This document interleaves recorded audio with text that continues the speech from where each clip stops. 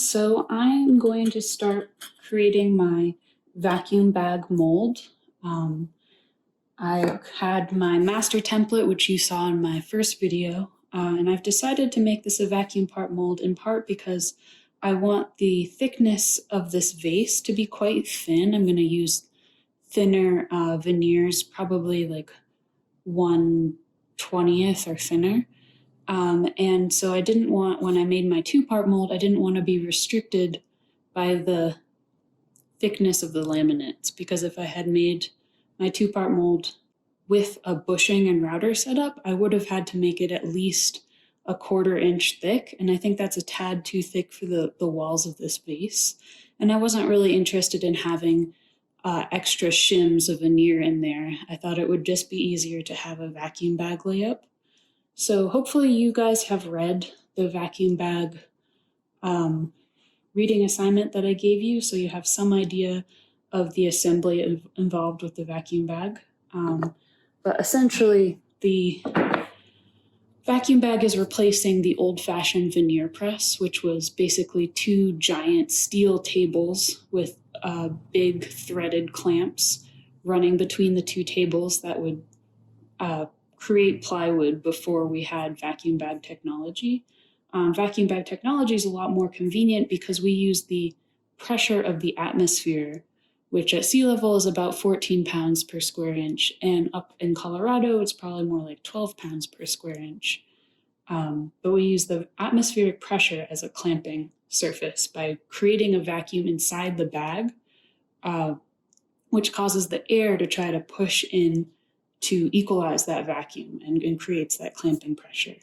So using my master template, I created 4 other identical ribs using a flush trim setup on my router. And now I'm ready to start laying out the ribs on the base of my vacuum mold. The real advantage to vacuum molds is that I can make them very wide and still get nice equal clamping pressure all along my entire surface. So anytime that you're using a 1-part or 2-part mold, once you start to get wider than the throat of the clamps, you start to lose clamping pressure towards the center of your lamination unless you're using some beefy cawls on top of your bendy ply cawls to more evenly distribute the pressure. But here I have a layup that's going to be a little over 12 inches wide, and it's going to evenly distribute the pressure across the entire width of the 12 inches of the mold. So I've created 5 ribs for this 12-inch mold. Typically, I would say you should space your MDF ribs about 2 to 3 inches apart. I wouldn't go much wider than 3 inches apart because we're going to skin these ribs with some bendy ply. And the bendy ply, if it has enough pressure on the top of it, will actually create slight deflections in between those ribs and telegraph into your veneer. So I'm playing it safe here. I think I have them spaced a little over 2.5 inches wide. And I'm kind of trying to balance between not risking getting those slight deflections in the bendy ply, but also not making my mold too heavy. Because particularly, this is quite a small mold, but particularly once I start to gain some length and width on my mold, it's going to get heavy really, really fast. And once it's super heavy, it becomes all that more difficult to lay or to open the bag up and push your mold in without damaging the bag or the platen. So I'm going to pull these ribs out of the way for now. And I've started laying out where these ribs will be centered along my piece of MDF here. My piece of MDF is squared off so that I can continue to use it to create small rabbets for my ribs to nest in. So my outside ribs, I wanted a little bit of MDF on the outside just so that I have a shoulder on either side of the rib, kind of locating the rib. That way I don't have to worry about the rib losing its parallelness to the other ribs. Because I'm going to be using a dado setup, I'll be running all of my dados along the fence, and all the ribs will end up parallel to each other. So I've centered my 2 outside ribs. Now I'm ready to start locating my 3 inside ribs. And one super easy trick for this is rather than measuring from center to center, just something like 11 1/4 and trying to divide that into 3, what I can do is I can actually rotate my ruler until it hits a nice even round number, which in this case I'm going to go for 12. And now that's going to be the new number that I have to divide up, which is much easier to divide into 3 than 11 1/4. So I'm going to put a tick mark at 6, 3, and 9. And then scribe those with my square.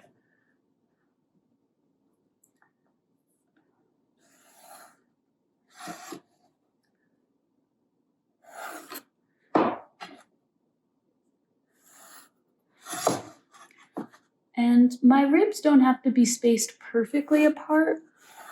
All it does by spacing them perfectly apart is that when I go to reinforce the sides of my mold, I won't have to cut multiple widths of MDF to add some structure in the sides of my mold, but we'll get more into that later. For now on, I'm going to get my dado set up, and I'm going to run a 3/4 inch dado centered on these lines here. Okay, so I swapped out the cartridge for the dado specific cartridge. I adjusted the distance from the cartridge to the dado blades, and now I have a stack of 6 dado blades here, which may or may not add up to 3/4 inch. I'm going to take a test cut first to see if it does fit 3/4 inch, or rather the thickness of a piece of MDF. And if it's not quite wide enough, then I'm going to shim out the cut a little bit. I have a bunch of different types of thicknesses of shims that I could add to the dado stack. Okay, so as you can see, I cut all of those parallel dado grooves, and I put my ribs into the base of my vacuum mold. So I know for sure now that these ribs are going to be parallel with each other, and it won't distort the curve width-wise if, say, one of these ribs was at a slight angle. It's going to be a nice, flat, 2-dimensional curve. So the next thing I have to do is I also have to have these ribs relate to each other side to side, if that makes sense. So if one of these ribs is slid down, just to exaggerate, a 1/2 inch, and all of the other ones are at the end of the base, that means that I'm going to again be pushing the curve out and distorting it lengthwise. So I need something that's going to keep all of these ribs in the exact same place. So in my case, I could just eyeball it and set all these ribs into the mold base and try to get it exactly flush with the edge of the mold base. But there's something that I can do that will be a little bit more accurate than that, which will be to run a dado cut crosswise to my ribs and run the dado cut through my ribs as well, and mill a piece of solid wood that's going to act as my key and locate my ribs side to side with each other. So it might make more sense when you see it. But the key is basically going to keep the ribs from sliding past each other accidentally and distorting the curve and turning the curve from a 2-dimensional curve into a compound curve. So I cut the perpendicular rabbet or dado groove to insert my key into. First, I cut it on my mold base, and that was easy enough because all I had to do was just run it along the fence at the exact same height that I had it before. And then next, I left the fence where it was to be used as a stop, because the fence can safely be used as a stop as long as you're not making a through cut, which in this case I wasn't. I raised the blade up just a little bit to get a bit more reference face. And then all I did was push the flat side of my mold into the fence as a stop while riding along on my miter gauge, like this. and cut an identical dado, or at least an identically placed dado for my key along my mold parts. So I did that with all my mold parts, my ribs. And now I'm ready to mill a piece of solid wood to fit as this key. And then I should be able to start assembling my mold. Okay, so I've milled my key. And the reason why I milled my key out of solid wood rather than just using a strip of MDF is because my solid wood has that directional strength. There's very little chance that I might accidentally warp this key and throw off the placement of my ribs. But now you can see I can slide my ribs in over my key into my dado slots. And there's just enough grip that I can pretty comfortably assemble it without any glue or hardware. I am, though, going to probably permanently assemble this with nails and glue just to give it a little bit more strength. And then I'm going to have a skin of 1/4 inch bendy ply running over the top of my ribs. So the one thing I'm really missing is that I've kind of accounted for all the strength I need for the vacuum bag pressing down on my laminations. But a lot of times it can be really easy to overlook that the vacuum bag will also be pressing into the side of my mold as well.